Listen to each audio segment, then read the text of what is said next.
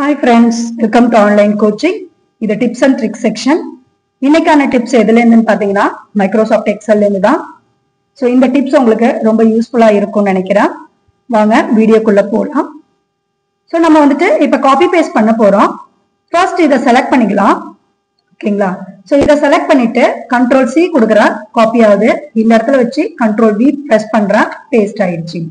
So அதுக்கப்புறமா அதை விட்டுட்டு ஸோ 1084 எடுக்கிறேன், கண்ட்ரோல் சி கொடுக்குறேன், காப்பி ஆகுது. அடுத்தது எங்க வேணுமோ அங்க வச்சு பேஸ்ட் பண்ணிக்கிறேன். ஸோ நெக்ஸ்ட் என்ன பண்றேன் அப்படின்னா 1086 எடுத்துக்கிறேன், கண்ட்ரோல் சி கொடுக்குறேன். இப்ப கண்ட்ரோல் வியை பிரஸ் பண்றேன், எனக்கு இங்க வந்துடுச்சு. ஓகேங்களா?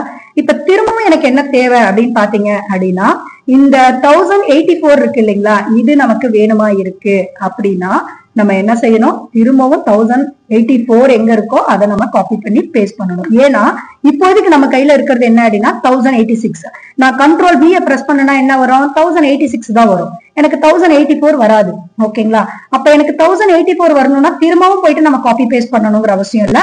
ஜஸ்ட் எங்க வேணுமோ அங்க கர்சர் வைங்க. இங்க பாத்தீங்கன்னா கிளிப் போர்டுன்னு சொல்லிட்டு ஒரு ஆப்ஷன் வரும். இந்த ஆப்ஷன் எப்படி வந்துச்சு அப்படின்னு பாத்தீங்கன்னா இப்ப நான் இதை க்ளோஸ் பண்ணிடுறேன். எப்படி வரும் அப்படின்னு பாத்தீங்கன்னா ஹோம்குள்ள போங்க. ஹோம்ல கிளிப் போர்டு அப்படின்னு சொல்லிட்டு ஒரு ஆப்ஷன் இருக்கும். ஜஸ்ட் இதை பிரஸ் பண்ணுங்க. இதை பிரஸ் பண்ணீங்கன்னா உங்களுக்கு இந்த ஆப்ஷன் இங்க வந்துடும். அதுல நம்ம பேஸ்ட் பண்ணிட்டு வந்தது எல்லா ஆப்ஷன்ஸும் இங்க இருக்கும். ஜஸ்ட் நமக்கு வேணும் அப்படின்னா அதை அப்படியே பிரஸ் பண்ணீங்க அப்படின்னாலே வந்துடும். இல்ல எனக்கு எல்லாமே வேணும் அப்படின்னா இங்க பேஸ்ட் ஆல்னு இருக்கு பாருங்க. இப்ப நம்ம காப்பி பண்ணி பேஸ்ட் பண்ணது எல்லாமே வரும். ஓகேங்களா?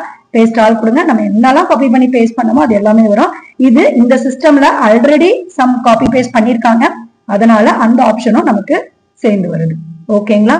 சரி, இப்ப இதெல்லாம் வேண்டாம், நான் புதுசா பண்றது மட்டும் எனக்கு வந்தா போதும் அப்படின்னா கிளியர் ஆல் கொடுத்துருங்க. கிளியர் ஆல் கொடுத்துட்டு அதுக்கப்புறம் நீங்க காப்பி பேஸ்ட் பண்றது மட்டும்தான் இதுல இருக்கும். ஓகேங்களா?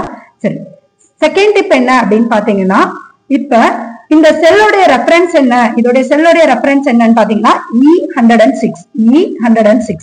இது எங்க காமிக்கும் அப்படின்னு பாத்தீங்கன்னா இந்த நேம் பாக்ஸ்ல காமிக்கும். இதோடைய பேர் நேம் பாக்ஸ். இந்த நேம் பாக்ஸ்ல நமக்கு செல்லோடைய ரெஃபரன்ஸ் காமிக்குது. ஓகே, சரி, இந்த செல்லோடைய ரெஃபரன்ஸை யூஸ் பண்ணி, அதாவது இந்த நேம் பாக்ஸ்ல செல்லோடைய ரெஃபரன்ஸை நான் யூஸ் பண்ணி அந்த இடத்துக்கு போக முடியுமா அப்படின்னா கண்டிப்பா முடியும். இப்ப பாருங்க, நம்ம எந்த இடத்துல இருக்கோம் அப்படின்னா E106ல இருக்கும் இல்லைங்களா, நம்ம கர்சர் வந்து அந்த இடத்துல இருக்கு. இப்ப நான் என்ன பண்றேன் அப்படின்னா G28க்கு போ அப்படின்னு சொல்றேன். இப்ப G28 டைப் பண்ணியாச்சு. எப்ப நம்ம என்டர் கொடுக்குறோமோ அப்ப நமக்கு கர்சர் வந்துட்டு கரெக்டா G28க்கு மூவ் ஆயிடுச்சு. அப்ப நேம் பாக்ஸ் நமக்கு செல்லுடைய ரெஃபரன்ஸையும் காமிக்கும். ஃப்ரம் அதுல இருந்து நம்ம என்ன பண்ணிக்கலாம் அப்படின்னா வேற ஒரு செல்லுக்கும் நம்ம மூவ் பண்ணிக்கலாம். ஓகேங்களா?